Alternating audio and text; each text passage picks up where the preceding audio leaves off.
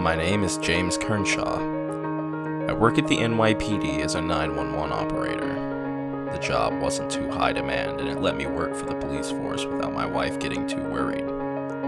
Work 9 to 5, come home, spend time with my wife, repeat.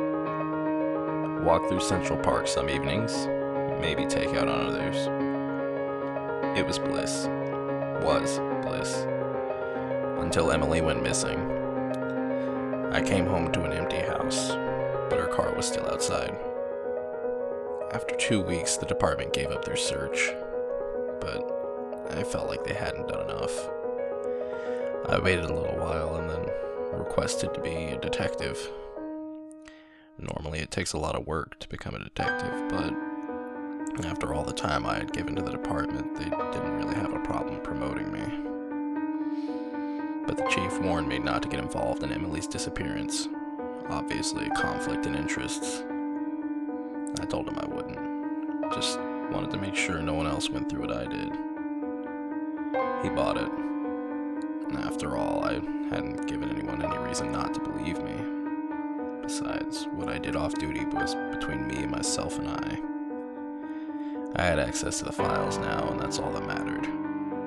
Anytime I wasn't on duty, I was scouring the city for Emily, digging through files and following leads that had long since gone cold.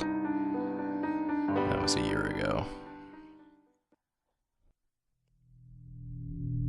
It was a couple of weeks ago that I got the tip. A note on my desk, just Emily's name, a time, a date, and an address. I knew there was a chance it was a false lead, but I still couldn't stop myself from following up on it.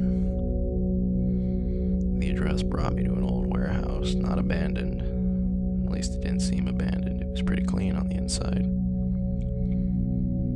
Didn't go in through the front. I figured if this was a setup, they'd be waiting for me. So I found my way around back. I could hear troubled breathing and what sounded like a little bit of a struggle down a ways, so I followed the sound as quickly as I could without making too much noise. I came to a flight of steel stairs, and it was obvious that the sound was coming from the top of them. When I made it up there, the sight that lay before me was something I could have never been prepared for. A figure in a long tan coat stood looming over a woman on her knees, clearly incapable of movement. The figure stood, pressing its thumb firmly into the center of her forehead. I was frozen with terror.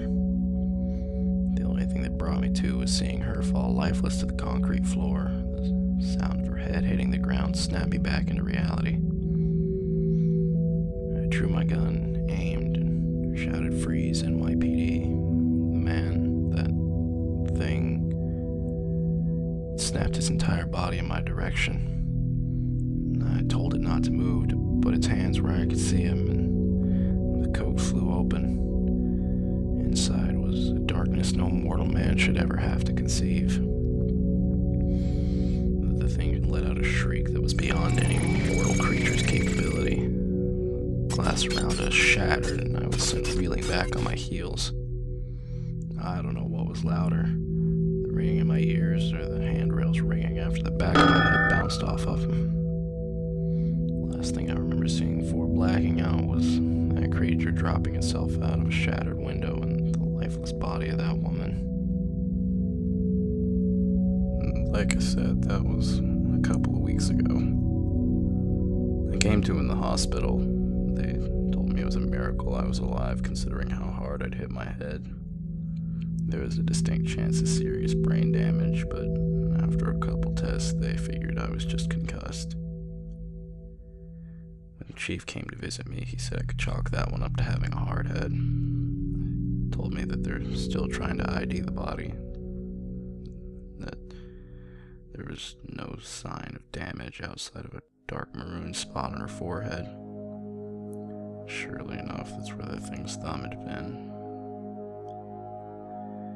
He told me I wasn't a suspect because there was no way I could have been related to the murder while unconscious from across the room. And any questions they could have asked me were null, especially because there's no guarantee my memory was worthwhile anymore. Not like it mattered. I couldn't possibly explain what I saw without sounding like a madman. But I've got some sort of lead. I need to get to the bottom of this, for Emily's sake.